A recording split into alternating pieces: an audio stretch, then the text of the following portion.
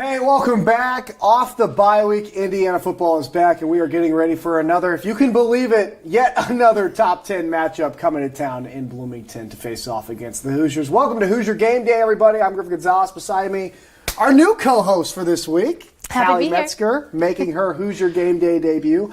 And Callie, homecoming, Bloomington, you can just kind of feel it in the air this week. It's just a totally different vibe. Oh, yeah, and it being Michigan State, last time we saw them, we won 24-0. Hoping Hoosier fans are expecting for that same outcome this Saturday. Unsure, though. There's been a lot of, I think people just don't really know what to expect. So we'll see. A lot of the unknowns, a lot of things of what's going to happen. Michigan State coming in undefeated. Nowhere near the schedule Indiana has played, say that, but certainly one of the more talented teams in the country, the best running back in the country. And Kenneth Walker, the third, 900 yards rushing, 9 touchdowns. He's going to be one to watch out for today. But it's a task this Indiana defense just might be up for. No, and I think the biggest thing is, too, with Indiana's offense being so inconsistent and the injuries that we've succumbed to, I think the biggest pressure is on IU's defense, and it has been these past games. So I think that is one of the biggest worries for Hoosier fans is that pressure going to take over because the defense is, compensating for the lack of offense consistency that IU has seen so far? So, and you mentioned those injuries. Yeah. Big one to Michael Penix Jr. He's going to be out today, but quarterback Jack Tuttle, we've seen him before. He's in. Callie, are you riding the Tuttle train? Are you ready? No, I am. And I think that is one thing. You're not the first person to ask me that. And I think the reason I am is because he's a huge team player, and I think he's ready. Even in some of the, people have asked him, people have asked, Sheridan about, kind of what he feels about Tuttle, and they're confident in him. And I think he's confident too, and I think he's ready, and I think that's all you can ask for right now. He's certainly one that has been ready for the spotlight for quite some time. He's going to get it, a top 10 matchup on national TV coming up here today. It's going to be a great matchup, lots of fun. But before we get to football, we got a lot of going on in IU sports. We have IU volleyball coverage, IU women's soccer coverage, and IU men's soccer coverage all across the board coming up in the next 30 minutes. It's got a loaded show for you guys, one you're not going to miss. So let's not waste any more time. Let's get this thing started with another great Hoosier Game Day.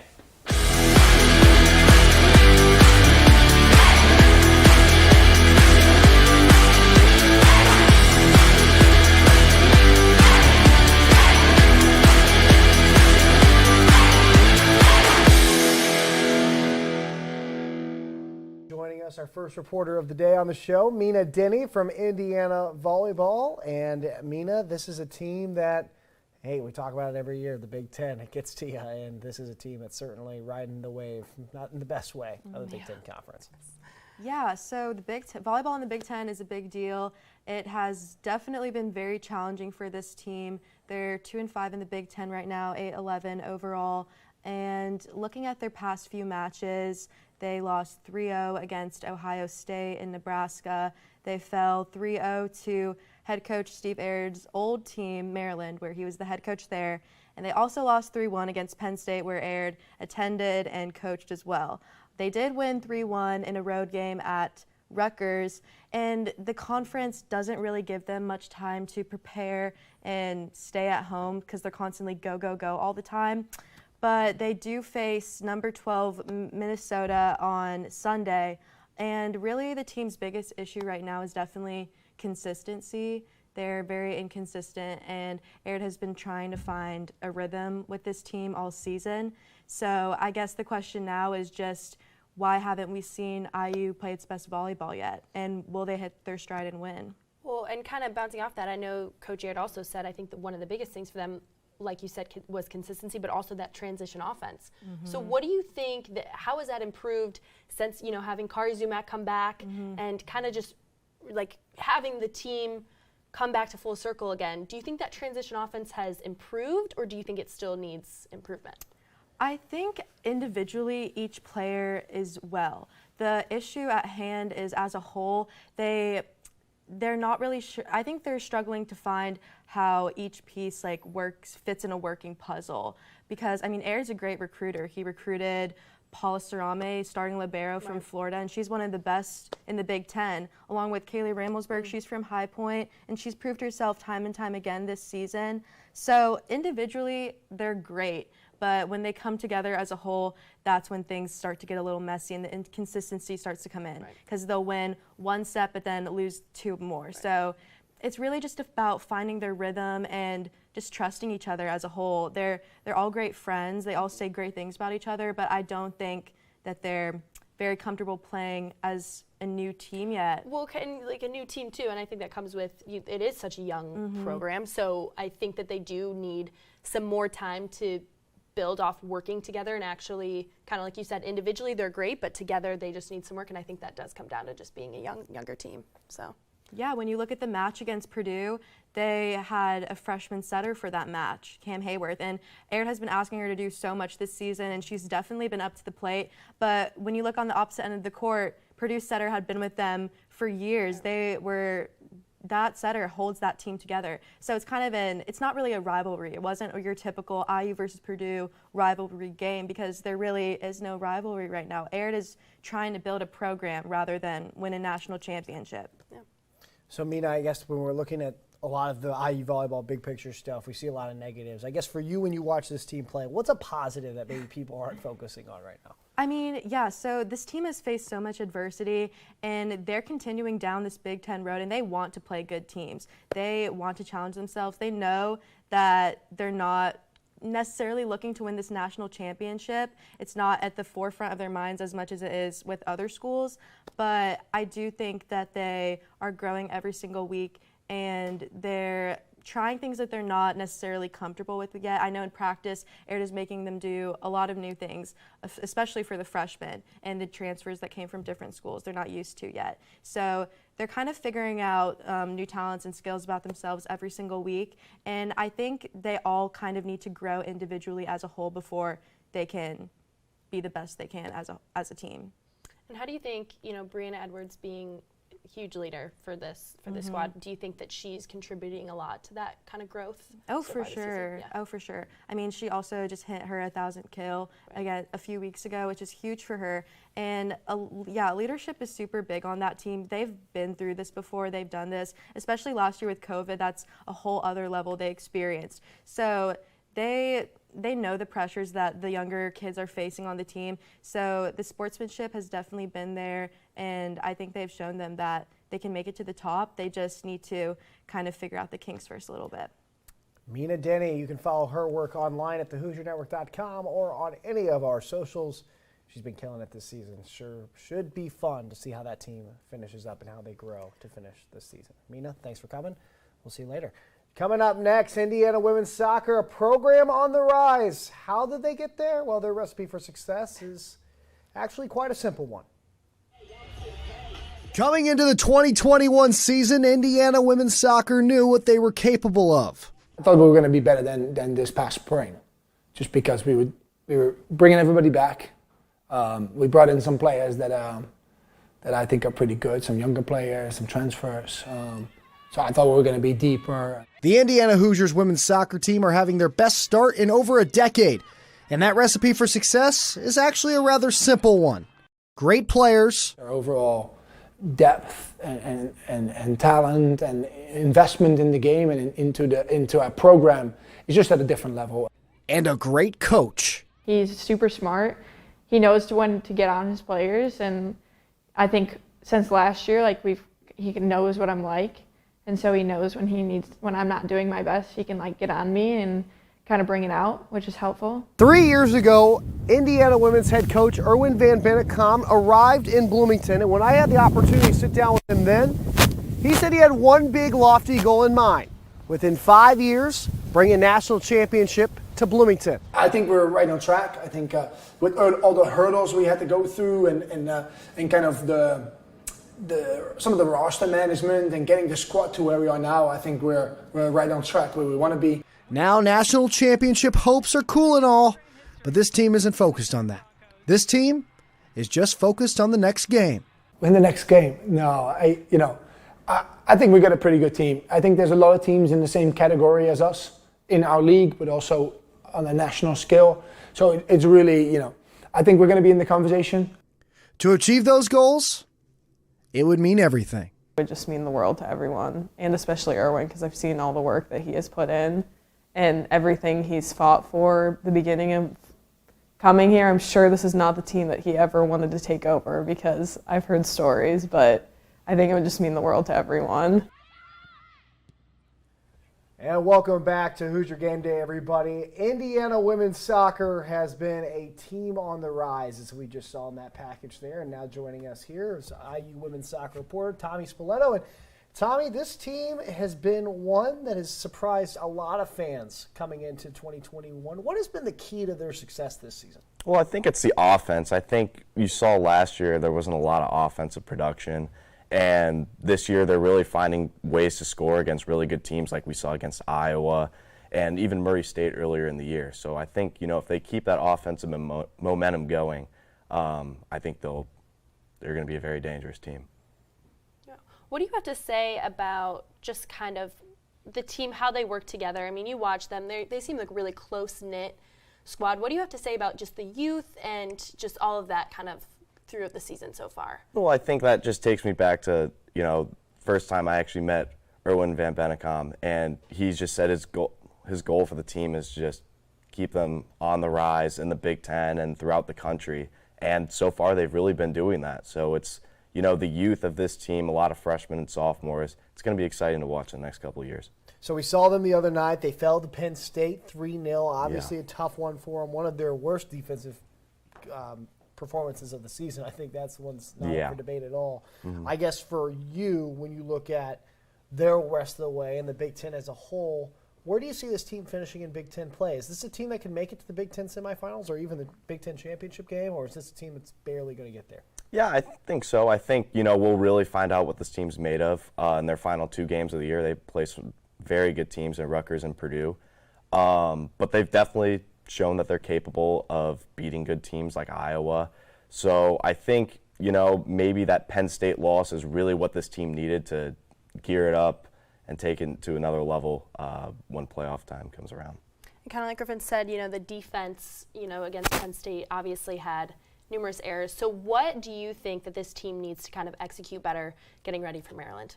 Well, obviously I think defense. Yeah. I think, in that Penn State game, they committed a lot of costly penalties, and that's how they scored on one of the goals there. Was a good penalty kick. But I would also say, sometimes the team gets a little slow start on offense.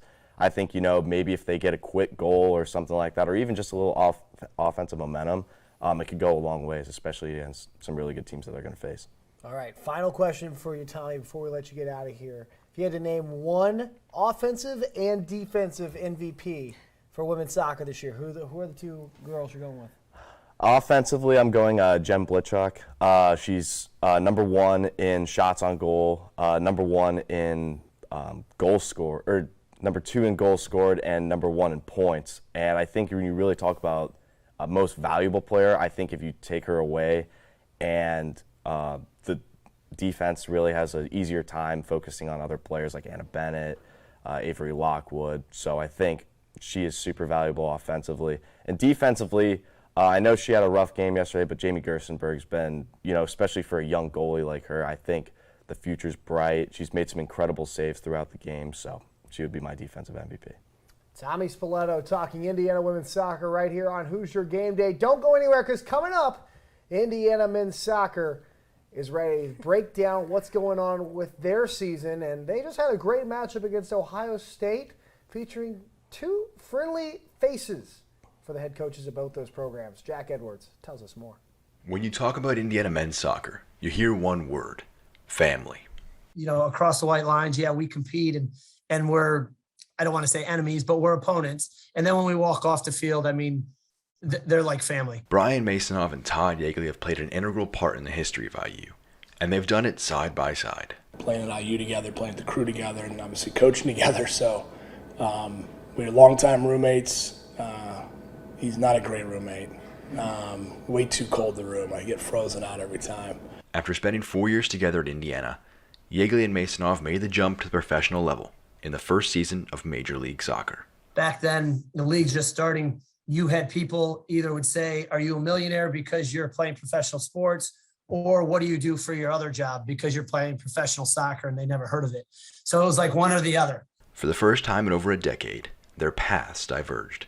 In 2004, Masonov hung up his boots and entered the world of coaching, moving to Florida to work with the USA, U17, and U20 national teams. Those 4 years, I felt like it was 20 years of experience because it was so much soccer and I was around so many different coaches, just picking brains and learning this and learning that it set me up really well. When Ohio State travels to Bloomington, the past is forgotten. And when the two coaches and the two teams enter onto this field, they become rivals. You just have to remove that piece once the whistle blows. And it's just, it's another team you're playing, and you don't think about your good friend. But when that final whistle blows, they're back to being a family. And that relationship is still there and always will be. For the Hoosier Network, I'm Jack Edwards. All right, welcome back, ladies and gentlemen. Indiana men's soccer back. We see the little family connection there, and this team's starting to play like a family again as they've won 3 in a row. Their most recent with a 3-0 victory over Ohio State this past week. And guys, I guess I just got to ask, is Indiana men's soccer back? Did they figure this all out? Well, they figured something out, which is definitely a good sign. They won 5 of their last 6 matches, 2 non-conference games against Trine, pulled out a double overtime victory against Omaha. Good to see Victor Becerra back as well, kind of getting in the groove of things. So I don't know if it might be too premature to call them back. They've got a pretty heavy schedule in the second half of their schedule, but they're definitely trending in the right direction. I would say that they've won the games they should win. There are 3 losses in the Big Ten, or 2 losses in the Big Ten, I should say. Let me rephrase it again: 3 wins in the Big Ten against Michigan State, Northwestern, and now Ohio State. You have to win those 3 games. You expected to win all 5 of these games, but those were the 3. I think those are 3 East. I think you'd agree with that, Jared. So I think that I don't want to say they're back after a 3-0 win, especially when 2 of the goals came when they were down to 10 men, Ohio State were. I don't mean to be Debbie Downer. I think there was really great signs in the first half. Tommy Mahalik with a really big goal, good for his confidence. You've now got 3 players on 4 goals. I have a lot of numbers in my head, and they're just not going well for me so far. But I think this is really a team that it's an improvement. You needed that win in the Big Ten, gets you back on track after the 2 non-con wins. Penn State's the big test, though. Best team in the Big Ten right now. That one's going to be I'll give you my answer next week on if they're actually back after that Penn State match. They're undefeated on the road so far. So, obviously kind of like you said, Penn State being one of the best teams in the Big Ten right now. How do you think, what are your expectations for this weekend? Yeah, like Jack said, obviously a huge test on the road. If they can pull this one out, they're going to be in play for that Big Ten title at the end of the year. IU doesn't really get rattled, as we've seen this year, from road environments. They haven't really faced tough road environments yet, like a Penn State, like a Maryland. But I fully expect them to go into this one ready. They haven't really had too many games this year where they've really gotten up and been excited, I think, for a game. And this Penn State game will definitely challenge them. I would say the Akron crowd was pretty strong. It was a draw in that one. Mm-hmm. I think that was probably the toughest atmosphere they faced so far this year. Akron was a top 20 team when they played them. So was Indiana. Now Indiana's 30th in the nation, I think. Maybe even as low as 36th in the rankings. So I think Penn State, from what I've seen, they're 4-0 in the Big Ten, so they are obviously perfect so far. And Indiana at 3-2. If you have any hopes of winning the Big Ten, simple math would indicate you lose. The Big Ten title hopes are over. If you win, you still need to rely on someone else. But that's all you can really do at this point. And I think Penn State haven't looked tremendous so far this year, from what I've seen from them. They've looked good, no doubt. They've won 4 Big Ten games. That's very hard to do, as we've seen with Indiana. But I think, and what Coach Yeagley reiterated to his team and to us in the availabilities is that, they're not concerned about, winning the title as much as they may be in a usual year. They're concerned about big morale, important wins for their resume, because this team's 39th in the RPI. And that's low enough where that's not a guarantee to make the NCAA tournament. If you don't win the Big Ten regular season, it's not a lock. So even if this isn't a conference-winning win, you need to get a result. If it's a draw, but you need to go to Penn State and get something. I'm optimistic of their chances, but it really is, the expectations are very high. Well, their chances lie in guys who were playing high school ball not that long ago. Lots of true freshmen on this team. A lot of them starting on what was at one point this season, the top team in the nation. Talk to me about this true freshman playing, just how good they've looked this year. They look good. Yeah, for sure they've looked good. I mean, they're starting 3 freshmen right now with Sam Sarver on the attack, Patrick McDonald and Tommy Mahalik in the midfield. Tom Soccer just put out their top 100 midseason freshman list, and all 3 of those guys landed somewhere on that list. Tommy Mahalik was like 19th in the nation, I think. And that just goes to show how good IU is at developing these guys. What we've seen with Tommy Mahalik especially is that he's such an advanced striker at his age. And guys like Sam Sarver, Patrick McDonald slowly coming along. So definitely a bright future for those two. Yeah, I talked to Sarver and Mahalik, and they've already struck up a great friendship. Mahalik was there in the spring, but he was, due to early enrollee rules, couldn't play. Sarver and McDonald both getting there in the summer, and they've really adapted very well. We saw kind of in their midseason shift, they brought actually McDonald and Sarver out of the lineup in place of more experienced heads, but they've returned to the lineup, especially against Ohio State.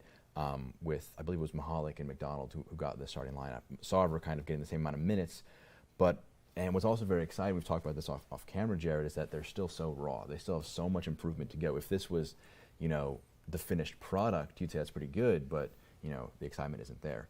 Sarver especially has, I think, an incredible amount of room to grow into.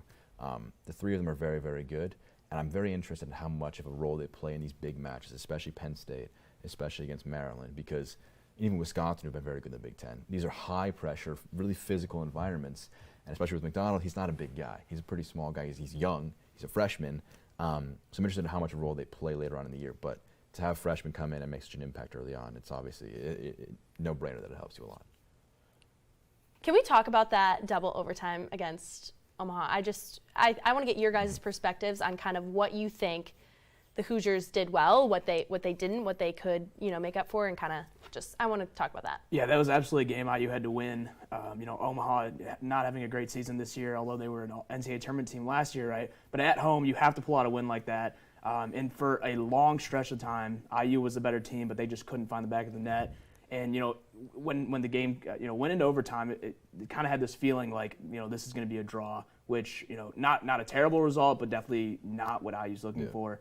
And then, Victor Becerra with, 22 seconds left, pulls it out. 21 seconds left. It was, I was in the broadcast booth for that one. I had a really high vantage point, and the amount of chances that Indiana created for themselves, they would have been kicking themselves if they were at that point in the match. They should have won it in the first 90 minutes. They should have won it probably in the first overtime with a good few chances. And really, it should not have gone down to the last 21 seconds. You're happy, and Yeagley saying after the match that it was a really morale-boosting win. It was almost a win that they needed more than a 3-0 Ohio State-like win. That wouldn't have helped them as much as the emotional relief of trying so hard and failing to break down a really good, really defensively effective Omaha team. To get that goal, to kind of break through, it was big for Becerra, big for the team. I think that we've seen Becerra, I think, ups and downs in his confidence and his mentality so far this year.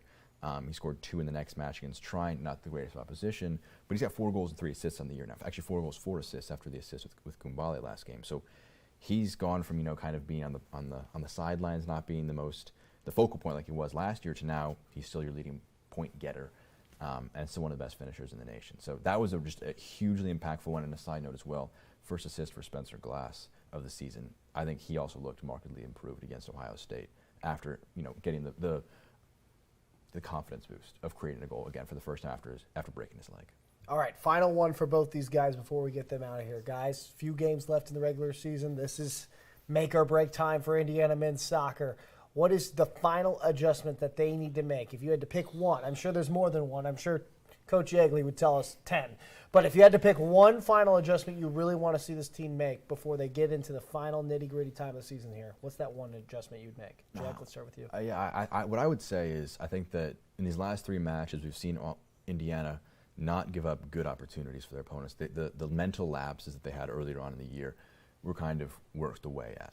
That's what I want to see continue. I want to make the opponents work for their goals. They need to look at that goal and say that was a really well-worked offensive goal, and Indiana didn't give them anything, because the amount of small mistakes they made earlier on in the year were really, it was stunning considering the talent they had and the experience they had in the defense. So I think that the key for Indiana has to be, make your opponents work for their goals and stop with those small lapses in judgment that kind of just gift the opposition better opportunities than they're allowed. So defensively, if they can improve, that's probably the biggest thing I would say. Yeah, and obviously, Indiana hangs its hat on defense. But I'll go offensively, right? We've seen a lot of times this year where guys like Victor Becerra, who were so good at finishing last year, Herbert Endley, same thing, Sam Sarver, just too many missed chances that are, literally right in front of the goal that should be goals that haven't gone in this year.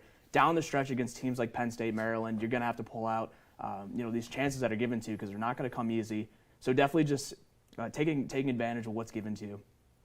Love to hear it. We're going to do the opposite of what Ted Lasso did. We're going from football to football, and we're about to have Jack Ankeny join us to talk everything about that IU Penn State game from 2 weeks ago. But before we do that, our classic guy, Max Rezick, sat down with Richard Fant to go over the Penn State film study. Max, take it away. Hello, everyone, and welcome into another episode of Indiana In Depth. I'm Max Rezick Tewinkle, and as always, Richard Fant is with me today. How you doing, Richard? I'm doing good, Max. Ready to get another week under our belts and cover this Penn State game. Oh, yeah. We were saying right before we started recording, you win some, you lose some. And this week, unfortunately, was one of those you lose some weeks. So let's jump right in here with our first play. It's going to be actually a positive completion to Peyton Hendershot. Michael Penix just throws a really nice ball over the middle to Peyton Hendershot. Completes it for a nice big gain early in the game in the first quarter. So what happened on this play that made it successful, in your opinion? It's a great call by Coach Sheridan. I think they would have loved to see this happen more throughout the game.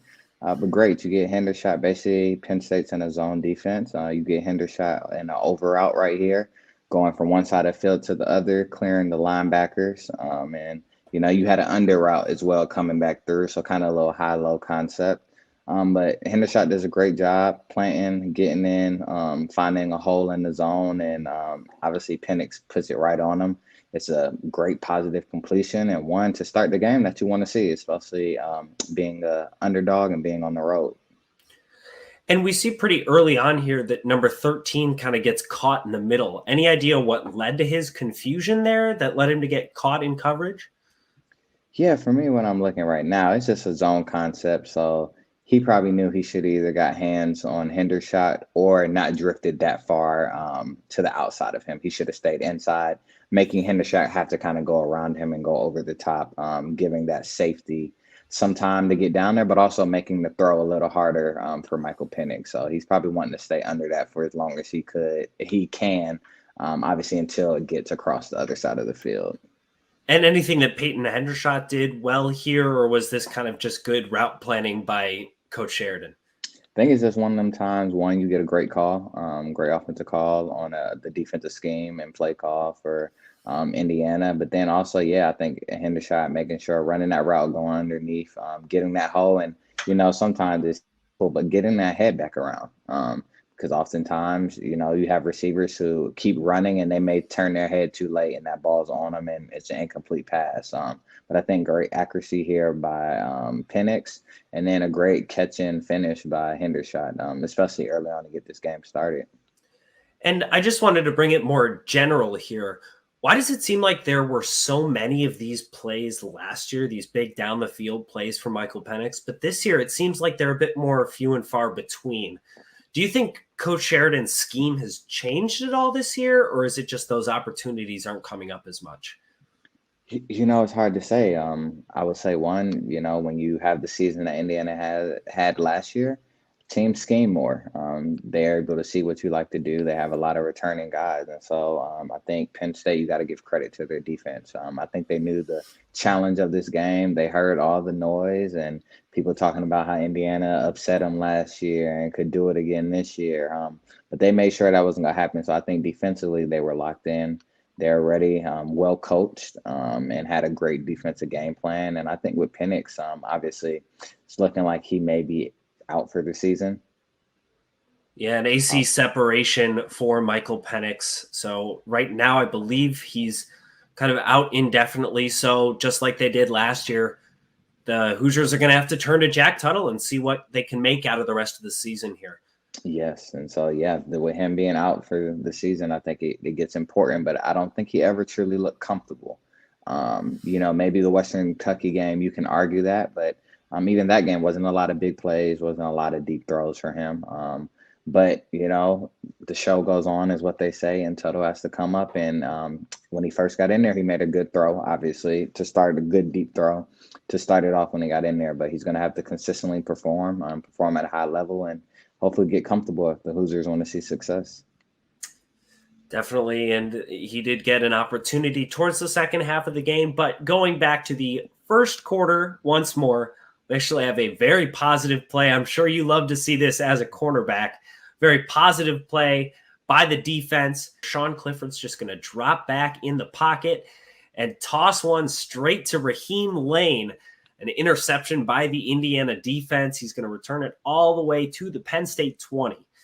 So what did Raheem do well on this one? Oh man, what a beautiful call. You get a little cover three action with a little 5 under, 3 deep, just meaning 3 men in the back deep, and then you have 5 underneath in the zone concept. And when you look specifically here at Raheem, I think he does a great job in his position as that safety, coming down, sitting in his zone responsibility, but reading the quarterback's eyes. Understanding that when he comes down, there's no need to keep expanding towards the sideline because there's no work over there. The quarterback isn't looking over there right now, but he's just reading his eyes. He sees that he's locked in right here, and he just settles in a perfect spot to intercept this over route. I mean, a beautiful break, beautiful catch. And I mean, this is picture perfect as a coach, what you want, what you practice in drills, in live situations, and he does a great job of making this play, taking advantage. And this is a big play for the Hoosiers, and obviously wish they would have capitalized because that could have really changed the game. And this is a great play by him. So you mentioned the cover 3 scheme. It doesn't look like he totally latches onto someone. He's just kind of floating in the middle. What zone on the field was his? So yeah, you see when he comes down right here, he's in that zone in between the numbers and the hash. Right there, just settling down. Oftentimes they try to get under the number 1 receiver, but he realized there's no work out there, so there's no need to expand. So let me sit right here on the top of the numbers and, just read the quarterback, see where he takes me. And he knows right now there's some work coming back to me from the other side of the field. Let me settle there. And as soon as that quarterback winds up to throw, he's able to break on it. Quarterback doesn't even see him until probably it's too late. So this is just picture perfect, beautiful. We do drills like these in practice where you work on getting to your zone, settling down, reading the quarterback eyes, and breaking on the ball. Always have, and this is a prime example of him taking that practice right into the game and making a big play in a big-time game. Great play for sure by Raheem Lane. I wanted to talk a little bit about the offensive line play for Penn State as well. If you see here, number 68 jumps from his spot at left guard and then pops all the way over here to where the right tackle starts usually. So what's the purpose of him kind of making that jump? Any idea why he came over to block Ryder Anderson? Yeah, just a communication and check, counting numbers, understanding that that's where his responsibility is coming. And I believe right here, obviously you have, it looks like from my eyes, an RPO, but they're actually setting up a screen right here. So I think the option for a screen, they're setting that up for later in the game as you see him dip out, and that could be it all. So it's a lot of options right here. I'm seeing Penn State potentially setting up to see what IU is doing. And where they have them right here, obviously it wasn't a screen called, but I can see 68 coming due to blocking responsibilities, having to come up and make sure somebody picks up that man on that side, even though Ryder's obviously dropping back into coverage. And does that create, when a lineman comes out of their original slot and goes somewhere else, does that create any advantage or disadvantage for the defense? I mean, the only time I would say is if it's a miscommunication. So what if he thought the pressure was coming from that way and they bring an overload from that side he left? Then, yeah, you have a big gap open. And obviously he didn't have to worry about that. They communicated right on that part. But just depends on kind of what the defense of play is called and if they can kind of confuse you and get one up on you. The final play we're going to look at this week comes in the third quarter. Penn State already up 14-0. And Sean Clifford's just going to escape out of the pocket and dump it down to his man, who's going to waltz right in for a touchdown here. What went wrong on this play, Rashard? It's one of the hardest things for a defense is a broken play. Oftentimes when you're man-to-man, it's a little easier because you're already initially on a man. And so right here, you got Penn State running crossing routes. They're creating confusion, rubbing off on guys. You got guys going from one side of the field to another. And so initially, Indiana has it covered. They do well. They get pressure. So it forces Clifford to step up into the pocket. But right here, when he steps up and he doesn't see anybody directly in front of him, he has the option he can run for the first down on 4th and 4, or he can pass it. And he really just made made it hard for the linebacker there to kind of decide whether to stay back or go. But I think the hard thing is, since it's a zone, he didn't, or it appears to be a zone, I will say. It looks like he didn't have a man to be attached to, so his thought was, let me go get the quarterback before he runs. And number 5 for Penn State, who is their premier wide receiver on that team, and future first-round pick, gets open, slips through, and once he catches the ball, he does the rest and kind of starts to pull away from the Hoosiers with that touchdown. So that linebacker, number 46, Aaron Casey, that you mentioned, what could he have done better in this situation that could eliminate that check down option? Honestly, it's always hard. The coaches would have probably liked for him to find a man, but it's hard to sound there because when you're looking at it right here, obviously you see all the confusion. Right here, I think he should stick. His eyes are in the backfield, so he sees Clifford running, but he probably should have picked up number 5 right there. And, you live to fight another down. You let Clifford run for the first down. And, you just go on to the next play. But instead, he decides to come up, try to make a tackle on the quarterback, and it turns into a touchdown just because a wide open receiver on a broken play. So that's going to do it for us this week. A bit shorter of an episode. The Hoosiers are in a bye week, so we'll be back after the Michigan State game. But for now, enjoy this episode, and thanks so much for watching. Hey, thank you to Max Rezick for that one. And that Penn State game wasn't the prettiest for IU football. Joining us now to talk about is Hoosier Network football beat reporter Jack Ankeny. And Jack, man, I don't know if we're ever going to want to go back to Happy Valley after that one. They might have ruined it for us, but or Altoona might have ruined it for us too. I don't know which one, but I guess for you, your big takeaways from that Penn State game. Yeah, I think Indiana, we saw the quarterback change, I think, was the big storyline takeaway. Michael Penix goes down with the AC separation in his shoulder. People had been calling for maybe inserting Tuttle into the lineup instead of Penix. It kind of comes naturally now with an injury. And, Tuttle threw an interception too, so it wasn't a much better. The run game really was shut down for the majority of the game. Penn State's defense, I thought I was really impressed with.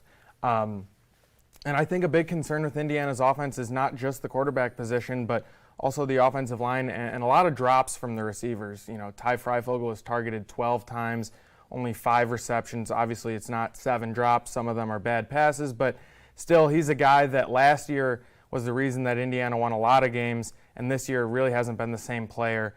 So, a lot of big picture issues there with the offense.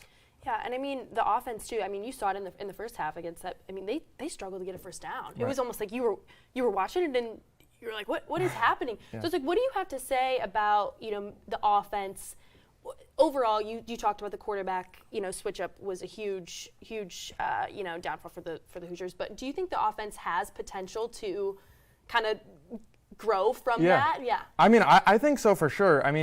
Going into the year, we talked, me and Griffin on the podcast all the time, we're talking about how talented we thought this offense was going to be. A lot of people thought Penix would be the best quarterback in the Big Ten going into the year. I mentioned Ty Freifogel. Stephen Carr, I think, has proven to be a more versatile back than maybe Stevie Scott was last year. But I think a lot of the issues have come down to play calling this year. I think especially against the Penn State game, a lot of runs directly up the middle on first downs became very predictable. Not a lot of big shots downfield, which when you're down 14-0, 21-0, you'd like to see Indiana maybe take some chances downfield. But yeah, right now, I think Michigan State will be a big, tell of can this offense, after getting the benefit of a bye week, can they have that extra week to kind of figure things out and get back on track? Because there's a lot of season left.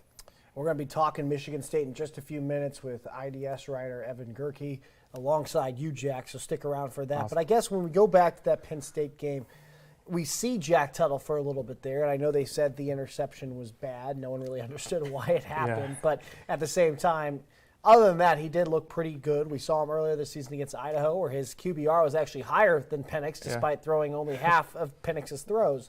I guess for you, could this be a blessing in disguise for this Indiana football offense, and could it bring a new source of life? Yeah, we talked earlier this week about how what Indiana's doing right now clearly isn't working, and could just a switch to give the defense a different look, simply be a change that could result in some better play. I think Tuttle makes quicker decisions than Penix. I think sometimes Penix goes for the home run, where sometimes he could have a shorter route open. I think Tuttle likes to take the snap, make one read, and deliver the ball like that. I think that could bring a different dimension to the Indiana offense and possibly result in more consistency next week against Michigan State. I think consistency is the word. I mean, Yeah. You hit it right on the head, and I think that's the biggest thing that they've all been saying is that IU needs to be more consistent. They'll have a good play, but then it needs to follow with more good plays. Right. It can't just be, so they are inconsistent across the board in all aspects, so I think you hit it right on the head. Definitely. Yeah. Cool. Well, Jack Ankeny talking some Penn State, but as Tom Allen would say, we're going to flush this segment because it was in the past. We don't need it. And coming up right around the corner, we're going to have Evan Gerke talking to us about what they can do better alongside Jack. You're not going to want to miss that. But until then, hey, it's homecoming at IU. We're going to have some fun. And those tailgaters, they're a little wild. And they were extra wild last week at Penn State. Let's take a look. All right. As if we weren't back already, we are back on the road. Indiana, Penn State, Happy Valley, night game, stripe out. This game has so much on the line. I can barely contain my excitement. Fans can't contain their excitement. So we're going to go talk to them, see how excited they are for a little Big Ten matchup right here at Happy Valley. Let's go check it out. Has Penn State fans been nice to you so far? You know what? They have. They have. I'll tell you that right now. So they've been very nice. We've had a couple students that, what can I say on TV? Can I say? We're online. You can say whatever you want. They can say "F you, Hoosiers," but most of them have been very, very nice. Welcome to MTV Tailgates. This is my tailgate. As you can see, we have. This is my mother right here. This is my mother. She's beautiful. we got burgers cooking, glizzies cooking, everything you want.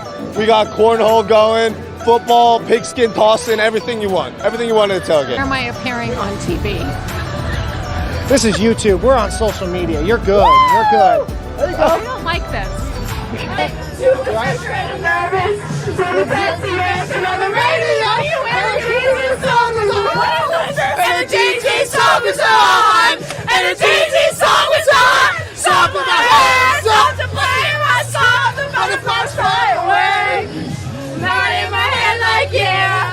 Moving my hips like yeah. Last year, Indiana, Penn State.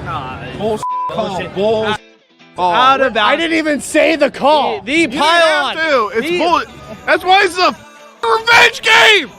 The pylon fell inwards. It's a revenge game. I mean, that's out of bounds. No question, When you revenge go out of bounds to inbounds, it's a revenge game. I mean, the pylon fell inbounds. Revenge game. Revenge game. It's a full game. How much you put on that? Just 25. Just little units. Little units. Actually, just 25? Oh, maybe a little bit more. I can't. If it loses, you know what I mean. We talked about this, bro.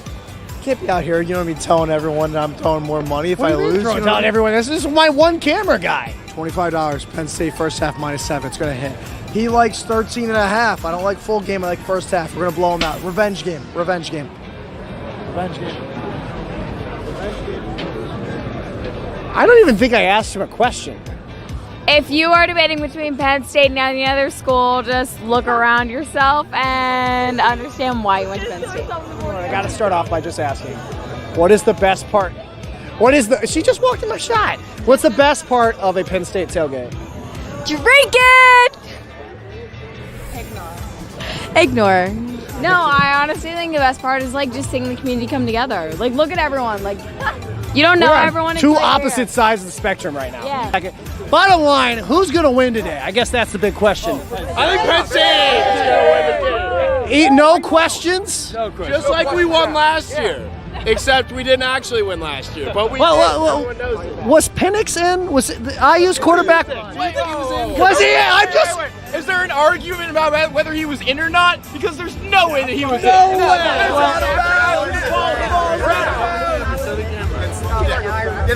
Yeah, that definitely crossed. He's out of bounds. How long has that been on your phone?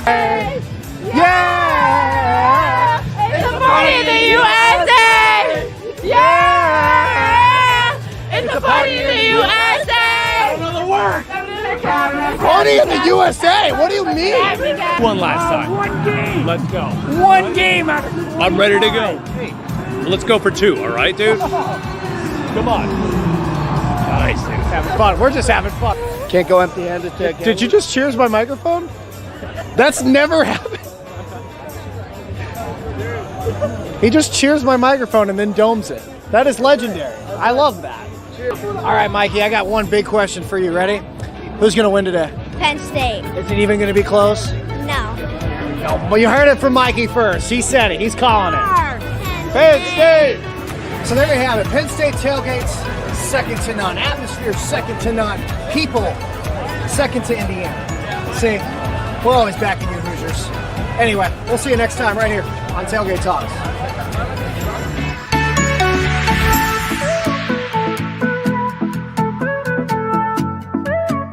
It's got a concert to go to. Okay. All right, welcome back. Big finish today. We got two of the best right here. Evan Gerke from the Indiana Daily Student, and of course Jack Ankeny back with us from the Hoosier Network. Gentlemen, this is a game where, I think it's a big game IU's had circled all year long. Because when you looked at the schedule at the beginning of the year, you knew very well this Indiana team could be 2-3 at this Michigan State game. Well, here we are. They're 2-3. And this is has a make or break feel to it to this IU season. Would you agree or disagree with that? I think you're right, Griffin. I think it could be a potentially season-defining game when you look at the season in a big picture, because Indiana plays, they've already played the three top 10 teams. They get another one, but at home off a bye week. I think a win could build a lot of confidence, put a lot of their bowl aspirations back on the table, and really turn things around. We talked to a lot of players this week, a lot of the defensive linemen. We're really excited and saying, this is kind of like a new start to our season in a sense. Yeah, with the bye week, it's definitely a good week to come back on. I don't know if I'd argue it's make or break depending on what the make or break is. If you're saying a bowl game, it's still very possible they can make a bowl game if they don't win this game. If you're looking at the preseason expectations, this one's a little bit more of a must-win. I think Michigan State is the most susceptible team to an upset of the ranked teams Indiana faces on their schedule. So that's where you really got to kind of step it up, because it's a chance to beat a team that maybe they don't have as many chances left. They're running out of those opportunities. If you want to make a bowl, this is the kind of team that you really have to come out off the bye week and pull off something big. Yeah, kind of like you said, in terms of a bowl game, this game could be critical. It could not be, but I think it just depends. But, last time IU faced Michigan State, it was a blowout. So I don't know if those predictions, expectations are still there for Hoosier fans. But can we talk about the defense? We kind of touched upon how the offense was, has been unpredictable, inconsistent, but the defense has been consistent. So, how do you think going into this game this weekend the defense is gonna compare? Yeah, I think compared to last year, the defense might have taken a bit of a step back in terms of generating takeaways. I think that's kind of the big criticism of the defense this year is they're not quite that ball hawking style defense, creating a lot of takeaways through the air. But I think this week against Michigan State, the defensive focus is obviously on the ground and shutting down the run. Michigan State, their running back Kenneth Walker III is the nation's leading rusher. So I think that should be Indiana's biggest focus defensively is, can we shut down the run and make Peyton Thorne beat Indiana through the air? I think kind of that should be Indiana's mentality defensively. Yeah, you said it. That's the key, is making Peyton Thorne throw the ball. That's where they're going to get Michigan State into making mistakes. Kenneth Walker, if they let him run, Michigan State's going to win. The games where Michigan State's been close to losing so far are the ones where people have shut down Kenneth Walker. Nebraska, they went to overtime. He, I think, had less than 100 yards. Those are the kind of that's how you beat Michigan State, is shut down that run game. And the defense, hopefully, if they get the ball in the air more, has a chance to create some of those interceptions they've been lacking so far. They've taken, I think, steps forward each week, but overall they have taken a step back from last year under the new defensive coordinator, Charlton Warren. They have things that they're trying to kind of change a little bit, and they haven't fully got to where they were last year, but each week has been an improvement. Only allowing 24 points at Penn State is pretty good, except for the part where you don't score any, which is not their fault. Iowa, they gave up 31 points, but that wasn't the defense. That was 2 pick sixes and the 1 Tyler Goodson run. So the defense is still really good. It just hasn't been able to create those turnovers and give the offense a chance to have the ball in good territory like they did all the time last year. Well, this offense is going to have a new face at the front of it, and it's going to be Jack Tuttle taking the start on Saturday, most likely. I guess when we talk about Tuttle and what he's able to do, What does he bring to this Indiana offense this week? I know it's kind of an offense that has been beaten up, batted down, and you've lost 2 running backs now in the past 2 weeks, and you haven't played a game. So what is scary about this Indiana offense, and what can fans kind of look forward to? Because I think fans are thinking, oh, Mike Penix is done, this team is done. Why is that not true? I think if anything, Jack Tuttle just brings something fresh to the offense. It's just a chance to kind of switch things up because he's a very different quarterback than Michael Penix. And when you have a new plan that you have to run out like that, that gives you a chance to almost hit the refresh button, try it again, see what you can make the offense do under Jack Tuttle. Something that they haven't been able to do so far. If there's something that Tuttle does well that Penix doesn't, they try that a little bit more, see where it goes. I don't think having Jack Tuttle is going to completely make this a new dynamic offense. I don't think it's going to be way worse than with Penix. But Tuttle, we really don't know what to expect from Tuttle. We haven't seen a whole lot of him. And we have, we saw him against Penn State for a few drives last week. But if you game plan for Penix, then you have to face Tuttle. You're going to find holes. It's not the same game plan. Last year against Ole Miss, he threw 40 passes with a separated shoulder. Like, there's only so much you can do with that. Like, that's a tough break. So I think we really haven't seen what Tuttle is capable of.